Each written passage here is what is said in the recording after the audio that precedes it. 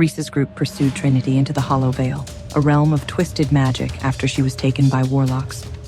They braved illusions and mental attacks, only to find a decoy and a cryptic warning. What does that mean for Trinity, and what dark power has been unleashed? The battlefield within the Hollow Vale was a nightmare come to life. Reece tore through them, his wolf clawing to break free. Every swing of his claws left trails of glowing embers in the air, but for every warlock that fell, another two took their place. The longer they fought, the more it became clear. This wasn't a battle meant to be won.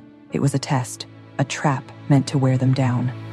Then the ground beneath them shifted. The Hollow Vale itself was reacting to their presence, warping the landscape. "We need to get out of here," Juniper shouted, narrowly dodging a bolt of magic that left a searing scar across the stone beside her. "There's no way out," Elias murmured, his eyes scanning the labyrinth's ever-changing walls. "Not unless we play by their rules." Reece's jaw clenched. He could feel Trinity, somewhere beyond these cursed walls. He wasn't leaving without her.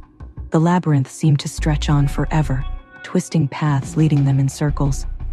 The Warlocks had disappeared, but their presence lingered in the whispers that floated through the air, each voice carrying hints of laughter and sorrow. Vincent pressed a hand against a wall, his fingers tracing the runes etched into the stone. "They're using the veil itself as a prison. It's alive." Noah frowned. "And it's trying to break us." Reece barely heard them. The whispers had changed. They weren't Warlocks anymore.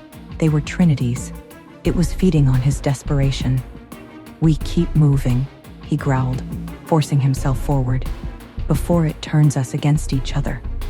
Juniper stumbled, her breath ragged. "I swear we've passed this wall before." Noah exhaled sharply.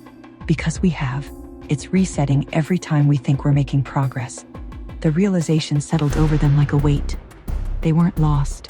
They were being kept. Reece slammed his fist into the wall, rage vibrating through his body.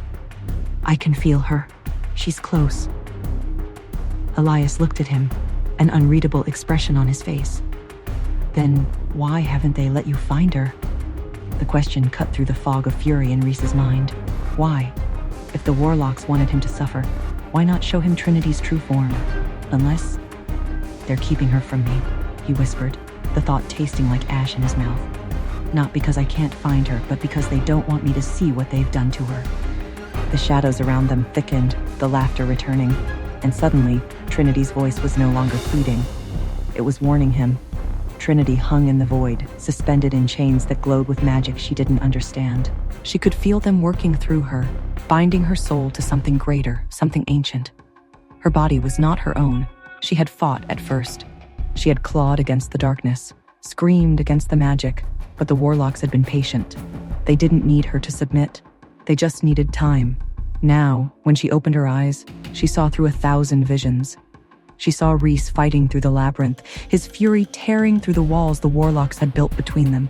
She saw his desperation, his blind determination to reach her, and she wanted to call out, to warn him, but the voice that left her lips wasn't hers anymore. "He's coming," she whispered, her own voice hollow in her ears. The Warlocks standing before her smiled. "Yes," one of them murmured, "and when he does, he'll have no choice but to break." Reece's vision blurred as they turned another corner, and then they saw it. At the center of the labyrinth stood a massive doorway, its frame carved from obsidian, runes pulsing with power. Beyond it, a throne sat in the darkness, woven from shadows and lined with chains. And there, bound at its base, was Trinity, but she did not look like the mate he remembered. Reece staggered forward. "Trinity." She lifted her gaze to him, something unrecognizable in her expression.